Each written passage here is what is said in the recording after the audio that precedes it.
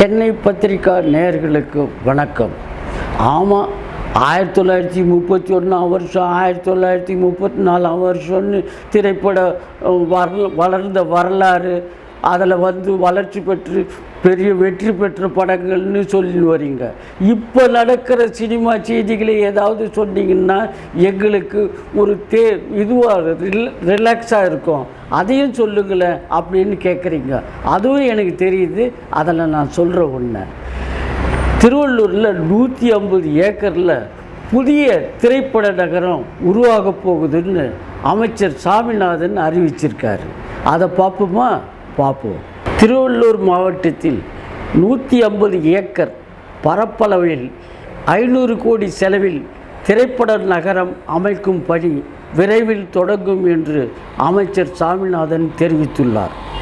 தற்போது படப்பிடிப்பு நடத்துவதற்காக 3 புதிய தளங்களை கொண்ட அரங்கங்கள் அமைப்பதற்கான இடம் தேர்வு செய்யப்பட்டிருக்கிறது.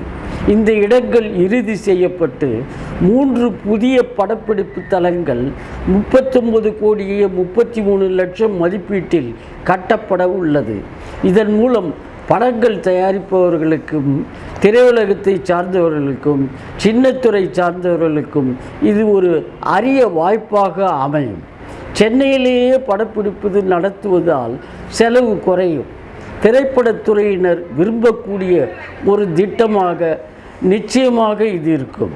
மேலும் முதலமைச்சர் மு.க. ஸ்டாலின் அறிவிப்பின்படி திருவள்ளூர் மாவட்டத்தில் 500 கோடி செலவில் சுமார் 150 ஏக்கரில் ஒரு திரைப்பட நகரம் உருவாக்கப்பட இருக்கிறது. திரைப்பட நகரம் அமைப்பதற்காக உகந்த இடமாக ஏற்றுக்கொள்ளப்பட்டு அதற்கான நிலம் மாற்றுப்பணிகள் நடைபெற்று வருகிறது. விரைவில் அங்கு பணிகள் தொடங்க இருக்கிறதுன்னு கூறியிருக்கார். நீங்கள் பத்திரிக்கையில் வந்தது அது இதுன்னெலாம் சொல்லிக்கிட்டே வரீங்க. சினிமா செய்திகளை சொல்ல ஆரம்பிச்சின்னு சொல்லிக்கிட்டு தான் வரீங்க. அப்பப்போ நேரம் கிடைக்கும் போதெல்லாம் நீங்களே சென்னை பத்திரிக்கா மாத இதழை தமிழ்லேயும் இங்கிலீஷ்லேயும் வெளியிட்டு வரீங்க. இந்த மாத இதழில் வெளியிட்ட ஏதாவது 1-2 செய்திகளையாவது சொல்ல முடியுமா அப்படின்னு பல நேயர்கள் கேட்குறாங்க. அதனால் நான் 1-2 செய்திகளை அதில் வெளியிட்ட செய்தியை அப்படியே நான் உங்கள்கிட்ட சொல்ல விரும்புகிறேன். அதில் ஒரு செய்தியை இப்போ ஆரம்பிக்கிறேன். சூப்பர் ஸ்டார் ரஜினியின் வேட்டையின் படத்துக்காக ரிலீஸ் தேதியை தள்ளி வைத்த சூர்யா, உலகநாயகன் கமலின் தக் லைஃப் படத்துக்காக ரிலீஸ் தேதியை தள்ளி வைப்பாரா வைக்க மாட்டாரா? ரசிகர்கள் எதிர்பார்ப்பு. ரஜித்தின் பதிலுக்காக சூப்பர் ஸ்டார் ரஜினி நடித்த வேட்டையின் படமும் சூர்யா நடித்த கங்குவா படமும் ஒரே நாளில் ரிலீஸ் ஆகும் நிலை இருந்தது. Super star senior artist.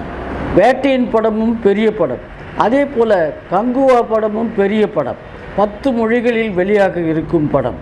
இருந்தாலும் யாருடைய தொந்தரவும் இல்லாமலும் எந்த சங்கம் வற்புறுத்தலும் இல்லாமலும் சூர்யாவே பெருந்தன்மையோடு 2 படங்களும் ஒரே நாளில் ரிலீஸ் ஆனால் அது திரையுலகிற்கே பெரும் நஷ்டத்துக்கு ஆகும் என்று சூர்யாவுக்கு நல்லா தெரியும்.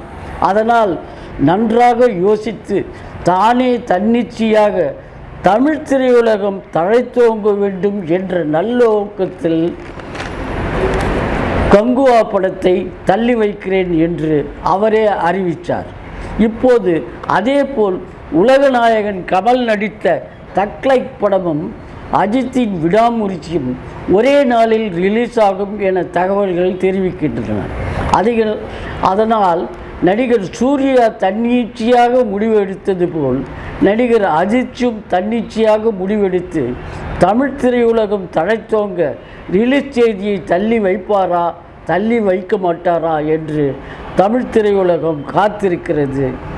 நாமும் பொறுத்திருந்து பார்ப்போம். இப்பெல்லாம் படங்கள், சின்ன படங்கள் கூட நல்ல வெற்றி பெற்று வருது. இப்போ கூட சமீபத்தில் வாழைப்படம் 25 நாள் விழாவுக்கு வெற்றி விழா நடத்தினாங்க. அதே மாதிரி அந்தகன் படமும் மாபெரும் வெற்றி பெற்றிருக்கிறது. எதுவாக இருந்தாலும் நான் இப்போ எடுத்துக்க போகிறது சென்னை பத்திரிக்காவில் வந்த செய்தி. அதில் என்ன கொடுத்துருக்குன்னா, அந்தகன் படம் மாபெரும் வெற்றிக்கு காரணமானவர்கள் யார்?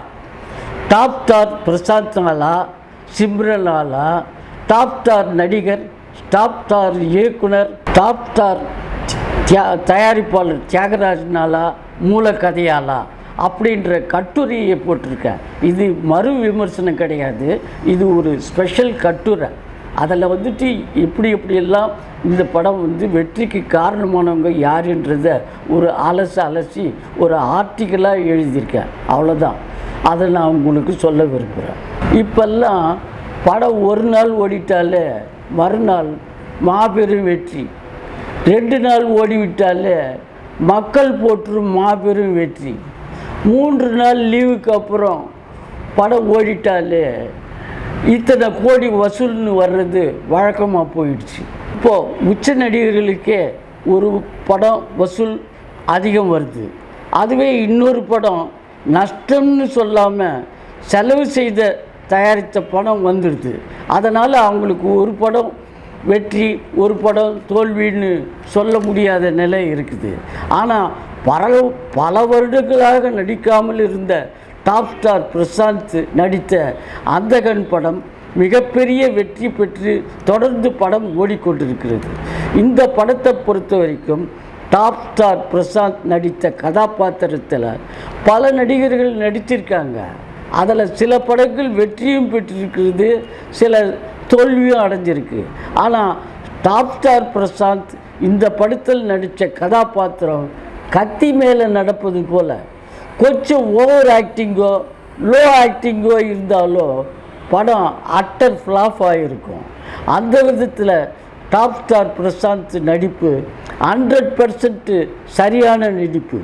அதனாலேயே அந்தகன் படம் மாபெரும் வெற்றி பெற்றிருக்கிறது. அடுத்து சிம்ரன், இவர்கள் நடித்த வில்லத்தனமான கதாபாத்திரம் பல நடிகைகள் நடிச்சிட்டாங்க. ஆனால் சிம்ரனை பொறுத்த வரைக்கும் வில்லத்தனத்தை வெளிப்படுத்தி அருமையாக நடிச்சிருக்காங்க. அது மட்டும் இல்லை, கோபம், கள்ளத்தனமான சிரிப்பு, ஏளனம்னு பல வகையான உணர்ச்சிகளை வெளிப்படுத்துகிற ஒரு எக்ஸ்க்ளூசிவ் கேரக்டரில் நடிச்சிருக்காங்க. மொத்தத்தில் அவங்க நடிப்பும் பட வெற்றிக்கு பெருசு. அவங்க நடிப்பும் 100% சரியான நடிப்பு. அதனால தான் அந்தகன் படம் மாபெரும் வெற்றி பெற்றிருக்குது. அடுத்து மூலக்கதை. கதையை பொறுத்த வரைக்கும் வேறு மொழிகளிலிருந்து எடுத்த படம் எல்லாமே வெற்றி என்று சொல்ல முடியாது. சில படங்கள் தோல்வியும் அடைஞ்சிருக்கு. ஆனால் இந்த படம் முழுக்க மூலக்கதை தான். அதை ஒரு குறையும் இல்லாமல் படம் பார்ப்பவர்களுக்கு எந்த விதத்திலும் சந்தேகம் வராத அளவுக்கு பட்டுக்கோட்டை பிரபாகரின் சிறந்த வசனத்தாலும் சிறந்த திரைக்கதை அமைச்ச தியாகராஜனால்தான் அந்தகன் படம் மாபெரும் வெற்றி பெற்றிருக்கிறது. அந்த வகையில் நீண்ட நாட்களுக்கு பிறகு டாப் ஸ்டார் பிரசாந்த் சிம்ரன் நடிப்பை வெளிப்படுத்தி நிச்சயம் வெற்றி பெற வேண்டும் என்று உழைத்து தனது அனுபவம், தனது திறமையை மூலதனமாக வச்சு இயக்கிய டாப் ஸ்டார் நடிகர், டாப் ஸ்டார் இயக்குனர், டாப் ஸ்டார் தயாரிப்பாளர் தியாகராஜனால்தான் அந்தகன் படம் மிகப்பெரிய வெற்றி பெற்றிருக்கிறது. நன்றி, வணக்கம். இன்னும் சில நாட்களில் இதே போல செய்திகளை சொல்ல விரும்புகிறேன். அடுத்து நேரம் கிடைக்கும்போது சினிமா செய்திகளை சொல்ல விரும்புகிறேன். அதுவரைக்கும் சென்னை பத்திரிகா நேயர்களுக்கு நன்றி, வணக்கம். சென்னை பத்திரிகா டிவி நேயர்களுக்கு வணக்கம். லைக் பண்ணுங்கள், ஷேர் பண்ணுங்கள், சப்ஸ்கிரைப் பண்ணுங்கள். மறக்காமல் பெல் பட்டன் ப்ரெஸ் பண்ணுங்கள். அப்போ தான் நாங்கள் போடுற வீடியோ உடனுக்குடனே உங்களுக்கு ரீச் ஆகும்.